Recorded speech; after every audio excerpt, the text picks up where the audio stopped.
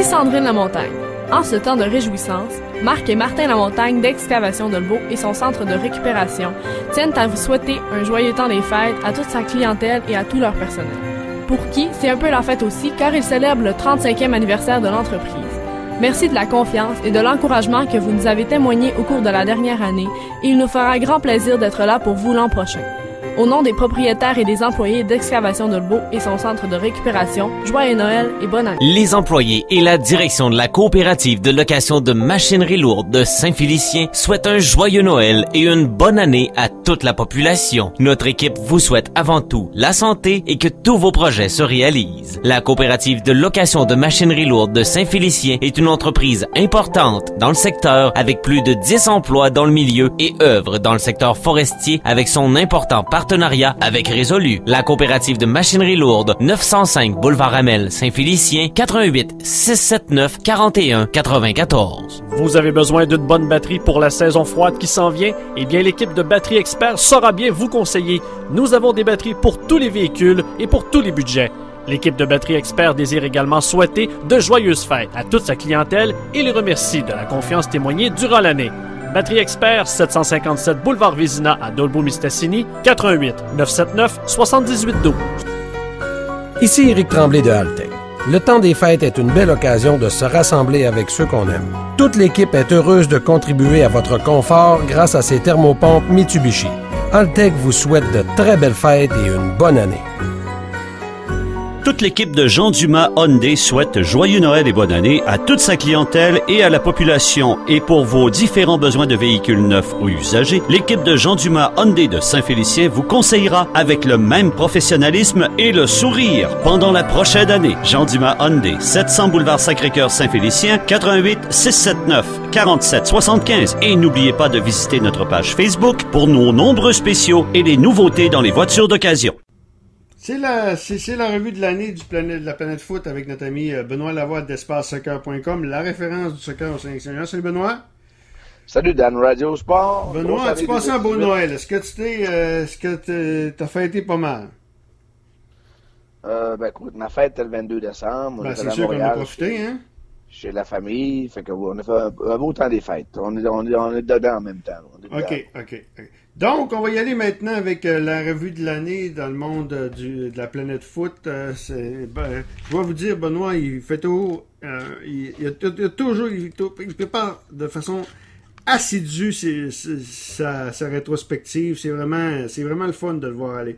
Benoît, on va y aller avec en janvier. On va y aller par ordre de mois. Janvier. John Edmund a été nommé entraîneur de l'équipe masculin. Ça, c'est l'ancien de l'équipe féminine. Oui, ben c'est ça, Danny. En même temps, comme je te dis, avant qu'on commence en onde, il y a quatre thèmes différents. L'impact, la MLS, un peu soccer canadien, la planète foot, ce qui se passe au niveau international et au niveau du Saguenay, là, au niveau de la région, quelques points intéressants au niveau de la région. Il y a des belles annonces qui se sont faites au courant de l'année.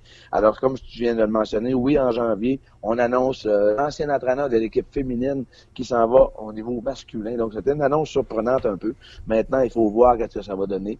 C'est sûr qu'avec l'annonce qu'on a eue, on va en parler plus tard dans la chronique, l'annonce de la Coupe du Monde 2026. C'est quoi le plan? Je pense qu'on va se poigner parce qu'on s'en est parlé de raison, puis tu es pas d'accord avec moi, mais en tout cas, regarde, vas-y, continue, puis après ça, on va y aller.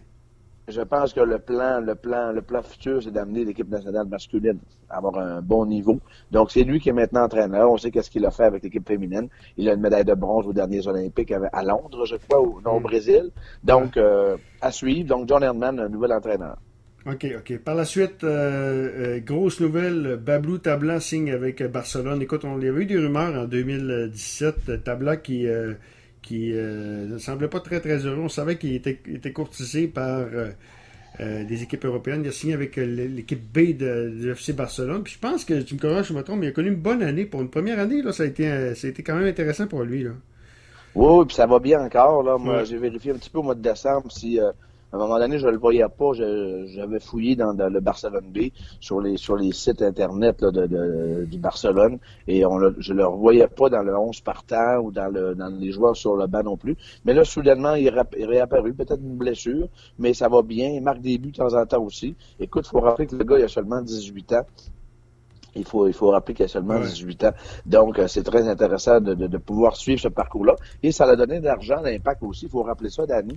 Je pense qu'il y a eu un 20 à 25 millions, là, je pense. Je sais pas c'est quoi le montant exact qui a été donné, mais c'est très intéressant pour l'impact d'avoir envoyé un joueur. Puis c'est sûr que ces jeunes-là, quand il y a des équipes de ce niveau-là qui s'intéressent à toi, c'est intéressant d'aller vers ce marché-là. Est-ce que l'impact, je pense que ça fonctionnait pas nécessairement avec Biello. Et le jeune était peut-être gourmand un peu avec son entourage. Donc, à suivre la carrière de ce jeune-là, j'espère que ça va pas rester au fil des années, là. OK. Maintenant, on va parler. Est-ce que Tabla, tu vois, où est-ce qu'il va avoir la chance d'aller dans l'équipe A éventuellement? L'équipe B, c'est comme le filiale, mais est-ce qu'il y a le talent pour être dans l'équipe A avant longtemps? Danny, c'est tellement des gros marchés, ça. Le FC Barcelone, c'est tellement gros. On va chercher les meilleurs joueurs de la planète disponibles, intéressés par le projet du FC Barcelone. Là, on parle de Pogba, on parle de Pogba qui est à Manchester United, qui serait intéressé dans le futur d'aller là. On parle de Rabiot qui joue avec le Paris Saint-Germain. Fait que c'est tous des meilleurs joueurs de la planète. Donc, c'est très difficile de faire ça. Il va falloir vraiment que le jeune soit vraiment de haut niveau. Ou sinon, il y aura toujours d'autres clubs en Espagne qui sont intéressants. S'il peut jouer en Liga, ça sera déjà un coup intéressant pour le jeune. Ouais. Maintenant, qu'il puisse se retrouver dans l'équipe A, je pense qu'il n'est pas rendu là. À voir dans le futur, comme je t'ai dit tout à l'heure. OK. Annonce du FC Miami en MLS en 2020. Oui, ça s'en vient. À FC Miami, on se rappelle que c'est l'équipe à Beckham. Hein? C'est Beckham qui est en arrière de tout ça un peu avec d'autres partenaires financiers, et bien sûr. C'est rendu des gros marchés. La MLS a pris du galon quand même. Donc, à suivre ce nouveau dossier-là. Et puis, à voir l'équipe quel joueur européen que Miami va apporter. On a vu un peu qu'Atlanta cette année, 4 saisons qu'ils ont eu. C'est pas une vieille formation à MLS. Ça en était à leur 2e année. Donc, à voir, c'est de l'annonce qu'on a eue l'année passée, en janvier dernier. OK. Par la suite, ça c'est... Toujours en janvier. En février, l'annonce du projet du centre intérieur à Ville-Saguenay avec notre collaborateur. Il ne parle pas vraiment, mais vous l'entendez avec ses publicités à Dan Radio Sport, c'est Michel Tifo. Donc, annonce, ça c'est bon pour le projet du développement de l'équipe du soccer dans la région. Oui, mais c'est ça. C'est l'annonce du projet. Au fil de l'année, le projet s'est confirmé. Alors, à voir, là, j'ai parlé à Michel, il me disait qu'ils aimeraient faire la première levée de terre peut-être en 2019. Ce ne sera peut-être pas encore en 2019, mais enfin, ce projet-là à Ville-Saguenay va naître, enfin, pour le soccer régional. Et ce ne sera pas nécessairement juste un centre de soccer. On parle d'un dôme un peu comme à Alma, là, un dôme de multisport. Effectivement. Par la suite, voyage à Madrid 2018, il y a eu des détails techniques et une conférence pour le match du Real et Atlético Madrid. Oui, OK. Là, Danny, comme je peux voir, tu passes quelques points, c'est ça? OK. C'est pas comme choix, tu dis. Oui. Alors, Danny, oui, c'est notre voyage qu'on a fait avec notre école, comme on la voit à Madrid, un voyage culture soccer avec 15 jeunes, un match du Real Madrid, un match de l'Atlético Madrid. Alors, vraiment un voyage culture foot là, au niveau de nos équipes du soccer régional, donc pour permettre à nos jeunes de développer leur passion soccer. OK. Par la suite, évidemment, le FC de Toronto qui part en finale de la Ligue des Champions contre l'équipe mexicaine encore une fois. C'était quand même... on n'est pas loin quand même, là, la MLS de rejoindre le Mexique, les équipes du Mexique. Là. Oui, le FC de Toronto, on va se rappeler qu'il avait remporté l'année d'avant le championnat canadien, parce que pour se rendre en Ligue CONCACAF, de même, ça prend cet accès-là. Oui, ils ont perdu contre le FC Guadalajara, un club mexicain. On sait que dans CONCACAF, c'est souvent un club mexicain qui se retrouve à la Coupe du monde des clubs. Justement, ce club-là, mexicain, a perdu, s'est retrouvé au mois de décembre, en début décembre, à la Coupe du monde des clubs. A pas fait une grosse performance, mais quand même, quand on dit qu'on peut jouer contre le Real Madrid ou le River Plate ou un club en Amérique du Sud. Donc, oui, FC Toronto, mais on va se rappeler de leur défaite, mais au tir au but quand même, une défaite au tir au but. Donc, ça va être un beau parcours pour Toronto qui ont eu beaucoup de difficultés par la suite en MLS. On va se rappeler que Toronto avait gagné la Coupe MLS l'an passé. Et on n'a pas réussi à faire les séries. Donc, c'est pour nous montrer comment est-ce que le calibre est quand même relevé. Et le niveau est relevé en MLS aussi. Donc. Effectivement. Un tour de table d'aller peut-être en Europe, si tu veux. En Europe, la Ligue des Champions, l'Europe, le Real Madrid, 3e titre et 12e en Ligue des Champions. Oui, une victoire de 3-1 contre Liverpool, on va se rappeler. Donc, c'est le Real Madrid avec Zidane et Ronaldo était toujours présent à ce moment-là. Donc, 3 titres de Ligue des champions consécutifs. Et je ne sais pas quelle année que c'est arrivé là auparavant. C'est arrivé avec d'autres clubs, mais c'est pas arrivé souvent. Et surtout dans les années qu'on vit là, dans les ères de 2010 et plus. Donc, une grosse performance du Real Madrid. Et si tu veux, Danny, dans les 5 grands championnats, on peut faire un tour rapide là, des grands gagnants. En Espagne, le FC Barcelone qui remporte un 25e titre dans la Liga. Dans la Ligue italienne, le Juventus de Turin qui est un 7e titre consécutif, un 34e en Serie A. L'Angleterre, Manchester City, 5e titre avec Pep Guardiola comme entraîneur. Avec un 5e titre, c'est Manchester United qui en a 20. En Allemagne, le Bayern de Munich, 6e titre consécutif. Ouais. C'est toujours les gros canons qu'on retrouve. Hein. Ils ont de la difficulté cette année, mais un 28e titre au total. Et en France, bien le PSG qui, lui, vise enfin son premier titre en Ligue des Champions. On va le voir là en mars 2019. Là, ils vont avoir un bon rendez-vous là, contre le Manchester United qui a clairé son entraîneur Mourinho là, au mois de décembre. Donc, ça va être intéressant d'avoir le 8e de finale PSG parce que on a gagné un 7e titre en Ligue de France. Il domine le championnat français avec Mbappé et Neymar. Mais ce qu'on vise, c'est la Ligue des Champions qu'on n'a jamais remportée là, pour le Paris Saint-Germain. Okay. Et bien entendu, d'année au mois de mai, le départ de Zidane. Ouais, c'était la grosse nouvelle. Je t'ai rendu là. Ouais. Oui, c'est ça. C'est un peu une annonce rapide qu'on fait, là, mais c'est le départ de ces deux gros noms-là là, du Real Madrid. Ronaldo qui se retrouve à la Juventus. Zidane, c'était très surprenant. Le gars, il remporte 3 championnats et il part en champion, si tu veux. J'ai hâte de voir. On l'a annoncé au Manchester United. Mais on a vu là, que c'est pas lui qui a été pris. C'est un Hollandais qui a été pris là, après Mourinho. Donc, à voir la suite là, pour Zidane, où est-ce qu'il se retrouvera comme entraîneur. La nouvelle de l'année, pour moi, c'est l'annonce officielle du Canada à la Coupe du Monde de 2026. Canada, Mexique et USA. Ça, c'est pourquoi je dis que c'est la nouvelle de l'année. C'est sûr qu'il va y avoir juste 10 matchs au Canada, mais on va faire partie finalement de de la Coupe du Monde. On est comme pays autre. Et ça va faire évoluer le soccer au Canada. Ça fait des années que le soccer masculin fait du surplace. Donc, voilà. Ben, c'est une grosse nouvelle, c'est sûr. Ouais. Pour le soccer canadien, c'est clair. En termes d'annonce, c'est la nouvelle de l'année. En termes de performance, on sait que sur la planète foot, c'est la victoire des Bleus en France. Mais je veux dire, en termes d'annonce pour le futur, c'est certain que c'est une grosse nouvelle pour le Canada. Et comme tu dis, on risque d'avoir une dizaine de matchs. Est-ce qu'on parle de peut-être 2-3 matchs à Montréal? Il va falloir que le stade soit rénové. Au niveau de la surface, on pense à prendre une surface naturelle. On a des améliorations à faire au niveau de l'éclairage. Donc, il y a beaucoup de millions qui devront être investis au niveau du stade olympique pour recevoir 2, peut-être 3 matchs. Donc, c'est quand même spécial de voir tout ça. Ça vaut-tu la peine? Ben, c'est une grande question, mais peut-être que par la suite, il peut y avoir d'autres choses qui vont se greffer à ça. Parce que tu nous as mis l'audience, là. Tu m'as envoyé l'audience en courrier privé, là. C'est sûr qu'on n'aura pas Italie-France, là. Ça va être des matchs de second ordre, puis si c'est au stade olympique, les meilleurs matchs vont jouer à Toronto, au Canada, je pense. Ben, c'est ça, on parle d'une dizaine de matchs maintenant, savoir. On parle de 2-3 matchs, en fond. Ben, c'est ça. En tout cas, tant mieux, mais c'est sûr que déjà, il va y avoir des gros sous d'injectés au stade olympique pour recevoir ça. Ouais. Parce qu'on sait que Montréal est dans les villes qui restent là. Je crois qu'il y a Edmonton, je crois. Il y a Edmonton et il y a Toronto. Il y a 3 villes encore là, susceptibles de recevoir des matchs. Ce qui est surprenant, c'est de voir Edmonton, qui est Vancouver, qui n'est pas là. Edmonton, quand même surprenant de voir ça parce qu'ils n'ont même pas d'équipe en MLS. Ils sont dans la première ligue, eux autres. C'est parce qu'il y a une ligue canadienne qui décolle bientôt. Là. Oui, c'est ça. Ils n'ont pas dans l'édition de 2019. On va s'en refaire un podcast samedi, je te le dis tout de suite, là, parce qu'on n'aura pas le temps de parler du 2019. Benoît, si tu permets, après ça, il y avait également, avant d'aller à la pause, tu nous parlais de ton voyage que tu avais fait avec l'équipe, avec les jeunes d'Alma. Moi, je me rappelle avoir fait une entrevue avec les filles, ça avait été très, très enrichissant, là. Oui, ça c'était au mois d'avril dernier. Ouais. C'est un petit peu avant les champions de chaque titre, où on en a parlé tout à l'heure. Un voyage culture soccer, comme je t'ai dit. Maintenant, la chronique qu'on a fait, je me souviens, dans la chambre à Madrid avec les jeunes filles du voyage qui avaient fait un super voyage. Mais si on suit notre parcours de 2018, on est rendu maintenant un peu en juin à la Coupe du monde de soccer, la 21e Coupe du monde. Moi, à Sport Soccer, j'avais changé d'endroit. J'étais rendu dans un autre endroit. J'ai des œufs à Alma. Donc, on a présenté tous les matchs de la Coupe du monde à ce moment-là.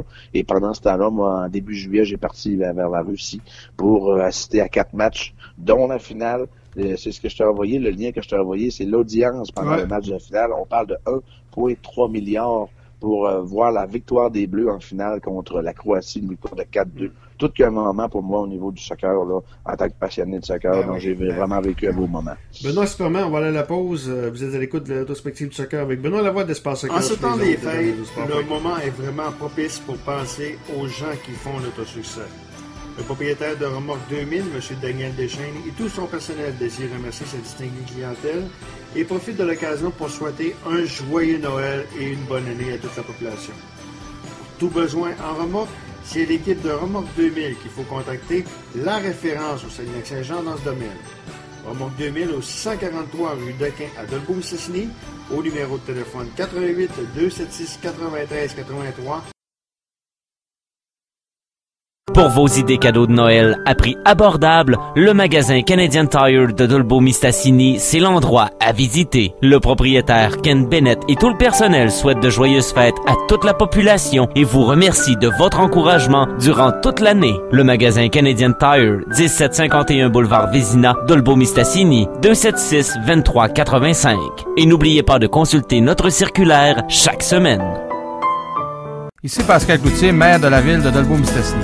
À l'occasion du temps des fêtes, je souhaite vous offrir, en mon nom et en celui des membres du conseil municipal, des vœux de bonheur. Que cette période soit pour vous et vos proches un moment de réjouissance et de ressourcement. À toutes les Dolmissoises et tous les Dolmissois, un très joyeux Noël et une bonne et heureuse année 2019.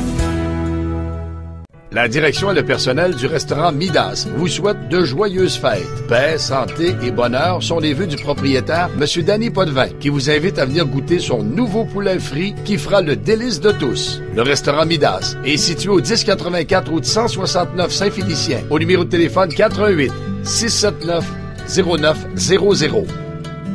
En ce moment de... On est de retour à danradiosport.com avec la rétrospective du soccer en 2018. Benoît, si tu permets, on va commencer avec la grande finale du soccer où les Français, où par les années passées, les Français, leur défaut, c'est qu'il n'y avait pas de chimie. Puis cette année, Didier Deschamps avait fait en sorte que l'équipe était très bien rodée et ils ont répondu aux attentes. Oui, mais c'est en mode compétition comme ça. C'est un tournoi. Ils ont été critiqués un peu pendant la Coupe. On va se rappeler du match de demi-finale contre la Belgique, alors qu'on a dit que les Français n'avaient pas joué suffisamment. Mais Deschamps a trouvé une formule, une stratégie pour... il dit, moi, ce que je veux, c'est remporter le match. On n'est pas en mode faire le beau jeu, puis ensuite échapper le match. Donc oui, ils ont battu la Belgique 1-0. Ils n'ont pas eu nécessairement le temps de possession de jeu qu'on espérait. Mais il faut quand même dire que l'équipe de France a tellement de bons éléments que normalement, c'est l'équipe qui devrait dominer le jeu. Mais c'est pas toujours ça qui se passe. Et quand on est arrivé en finale, là, ils ont vraiment joué un bon match. Je crois que les Croates ont joué un bon match aussi. Alors que c'était 1-1, il y a eu un pénalité accordé là, à Griezmann et c'est là que le match a changé de côté. Et le jeune joueur du tournoi, Mbappé, qui est maintenant rendu là, dans le gros nom de la planète soccer un peu international, après Ronaldo et Messi, bien entendu, ou Messi-Ronaldo, qui on veut mettre en premier, là. Mais c'était une super Coupe du Monde. On va se rappeler quand même aussi de la défaite, un des gros matchs, pour moi, de la Coupe, ça a été la 8e de finale entre l'Argentine et la France, une victoire de 4-3, tout qu'un match, et c'était l'élimination de Lionel Messi, qui, je suis pas certain qu'on va le revoir dans une prochaine Coupe du Monde, un des grands noms de la planète foot internationale de toute l'histoire du soccer. Il sera peut-être pas en haut de Pelé et même des noms comme Maradona, c'est des gars qui ont gagné des Coupes du Monde, mais c'est ce qui manque à son palmarès, comme Cristiano Ronaldo, lui aussi, mais il a gagné au moins une Euro il y a 2 ans. Effectivement. PSG, là, je suis rendu... Moi, j'avais 2 petits points à te parler. Ouais, 2 petits points régionales. 2 équipes régionales qui ont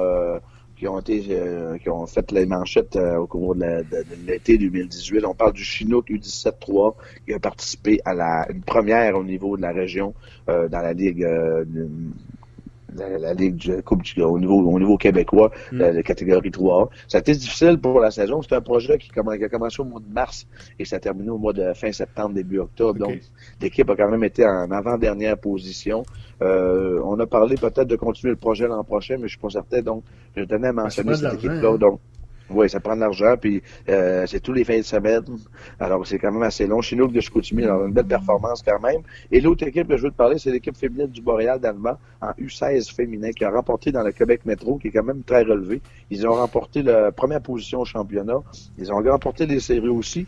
Et ils ont perdu en finale à l'ancienne Coupe Saputo à la Coupe des champions à Montréal, tenue en octobre dernier. Donc, je tenais à féliciter l'équipe de filles. Donc, on avait 3-4 filles qui sont venues à Madrid avec nous pendant notre voyage en Espagne. Donc, je tenais à mentionner ces deux équipes-là. Impact qui perd en demi-finale au championnat canadien contre Vancouver. Ils n'ont pas marqué quand même serré, mais ouais, on avait gagné le match aller 1-0, Danny, et on a perdu le match 2-1. C'était serré, là. On a échappé le match en fin de match contre Vancouver, mais Vancouver, après ça, a perdu contre le FC Toronto. Donc, c'est encore Toronto qui va représenter le Canada à la CONCACAF, la Ligue des champions CONCACAF, qui va commencer là en mars 2019. Et je voulais mentionner les deux gros noms qui sont venus à Montréal cette année. Zlatan Ibrahimovic, on va se rappeler de son match à Montréal, ça n'a même pas duré 30 minutes, je crois. Il a reçu un carton rouge, très ordinaire. Et on a eu la visite de Wayne Rooney, qui a eu une belle saison aussi avec son équipe, avec le DC United. Écoute, je me rappelle, le DC United, avant l'arrivée de Rooney, c'était catastrophique, puis ils remontent ça. Hein? Oui. Moi, je pensais que l'année, j'ai jamais mis favori, j'avais participé à un sondage pour les favoris dans la Coupe MLS. Et à cause de ce que tu viens de dire, j'avais mis DC United favori parce que ça allait super bien. Mais ils se sont fait battre dès le premier match, donc ils ont été éliminés. D'ailleurs, la Coupe MLS, il va y avoir des changements pour 2019. Puis heureusement, raccourcir la saison et peut-être plus de matchs dans la semaine au courant de l'année. Heureusement, puis c'est bien correct de même. On va y aller maintenant avec je suis rendu donc nouvelle le FC Toronto qui gagne la coupe. Ça c'est la coupe des comment c'est coupe voyageurs. C'est ça le titre exactement là. Ouais, championnat canadien remporté par contre Vancouver comme on a dit. Ouais. Donc comme je te disais, c'est eux qui vont représenter le Canada à la Coupe des clubs CONCACAF. Je voulais te dire qu'il y avait une nouvelle coupe qui avait été mise en Europe, peut-être une question dessous, la Coupe des Nations, assez un petit peu bizarre à suivre, mais quand même, on a la France n'a pas réussi à se classer. C'est pas évident là, pour une équipe comme la France ou la Croatie qui ont connu de grands moments de la Coupe du Monde. On leur demande encore de revenir et de performer. Alors, c'est justement que moi je trouve ça bizarre cette coupe-là un petit peu, mais ça a donné droit à de beaux matchs quand même pendant l'automne. Mais c'est pas nécessairement. Il y a un petit lien avec la qualification de l'Euro 2020, mais c'est pas. Ça a quelques liens là. Effectivement. On va y aller maintenant avec l'Impact éliminé des séries à coup de 4 points de place en série. C'est ça?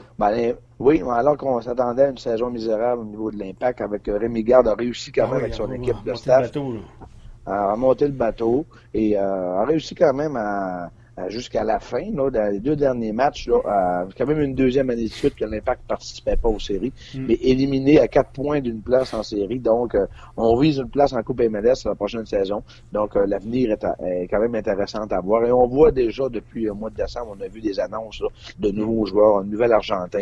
Il y a plein de mouvements qui se fait déjà. On parle de l'Impact un peu. On veut montrer que même pendant la saison morte, on va parler d'eux.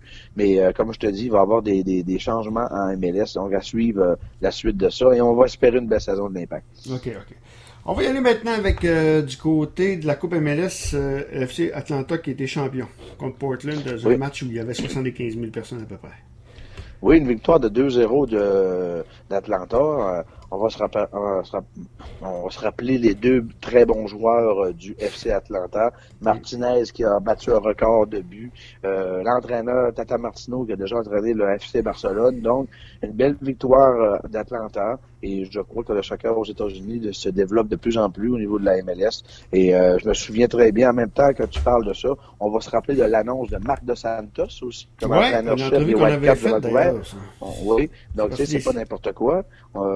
on y a parlé avec lui, donc c'est un beau défi qui l'attend à Marc Dos Santos, parce que tu te rappelles qu'en janvier, j'avais mentionné qu'il avait été aussi entraîneur adjoint avec la nouvelle équipe du FC Los Angeles. C'est un Québécois, c'est un gars qui est venu à l'Esport Soccer Alma quand même, il va s'en rappeler, on en a parlé dans la chronique, et puis je te dirais, comme tu disais, tu avais eu plus de facilité à avoir un gars comme ça qu'au niveau de l'Impact de Montréal. Donc, à suivre la carrière de la saison du FC, du Whitecaps de Vancouver, une belle annonce pour un Québécois de souche, là, originaire du Portugal. Effectivement.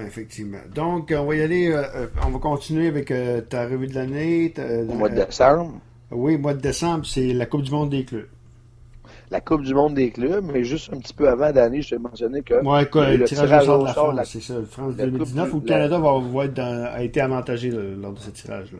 Dans le groupe E, le Canada se retrouvera contre le Cameroun, la Nouvelle-Zélande et les Pays-Bas. Donc, à suivre l'équipe canadienne qui a quand même eu des beaux parcours de Coupe du monde, a eu des meilleurs parcours dans les tournois olympiques, par contre. Donc, à suivre l'équipe canadienne et encore Christine Sinclair. Je pense qu'il n'y a pas de Québécois. Il n'y a pas de Québécoises dans l'équipe.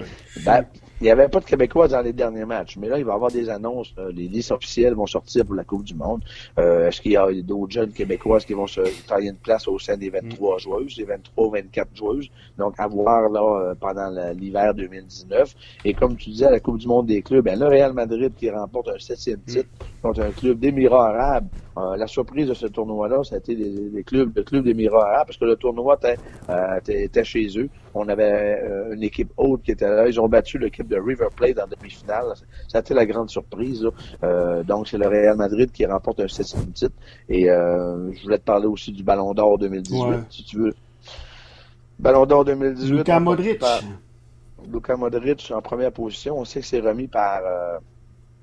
je crois qu'il y a 180 journalistes du monde entier, dont le journaliste canadien Neil Davidson, qui je lui ai envoyé un message et il n'a même pas mis aucun français dans son top 3. Un petit peu surprenant, là. Donc, ça nous démontre, c'est un drôle de vote, là, d'apport. Puis lui, il a mis Cristiano Ronaldo premier. Alors, Modric a remporté, suivi de Ronaldo, Griezmann 3e et Mbappé, le jeune 4e. On a décerné un nouveau trophée, le trophée Copa à Mbappé, le jeune français. Et la meilleure femme au niveau mondial, Ada Hegerberg, norvégienne. Donc, le tour du Ballon d'Or de France 2018. Effectivement. Donc, ça fait pas mal le tour, Benoît, si tu permets.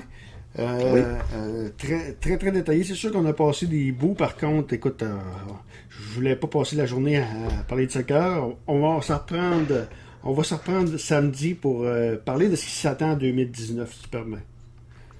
D'accord, écoute, parfait. OK, Benoît Lavoie d'Espace Soccer, la référence soccer au Saint-Alexandre.